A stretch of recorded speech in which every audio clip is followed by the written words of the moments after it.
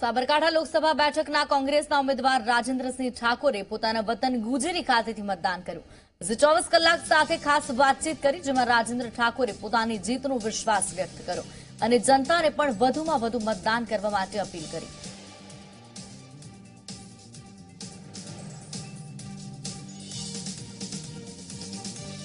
સાબરકાંઠા સંસદીય મત વિસ્તારના લોકસભા સીટના ઉમેદવાર કોંગ્રેસના રાજેન્દ્રસિંહ ઠાકોરે પોતાના માદરે વતન ગુજેરી ખાતે મતદાન કર્યું હતું. આપણી સાથે વાત કરવા તે ઉપસ્થિત છે. સાહેબ, આજે આપણે મતદાન કર્યું હતું, શું કહેશો? આજે ખૂબ જ ભારે ઉત્સાહ અને ઉમંગ સાથે મારા ગામ ગુજેરી ગામે આજે મતદાન કર્યું છે. 100% સાબરકાંઠા અને અરવલ્લી જિલ્લાના મતદારોએ મન મનાવેલું છે. આ વખતે કોંગ્રેસની ભારે બહુમતીથી જીત થવાની છે. આજની સમગ્ર દિવસની રણનીતિ કેવી હશે સાહેબ?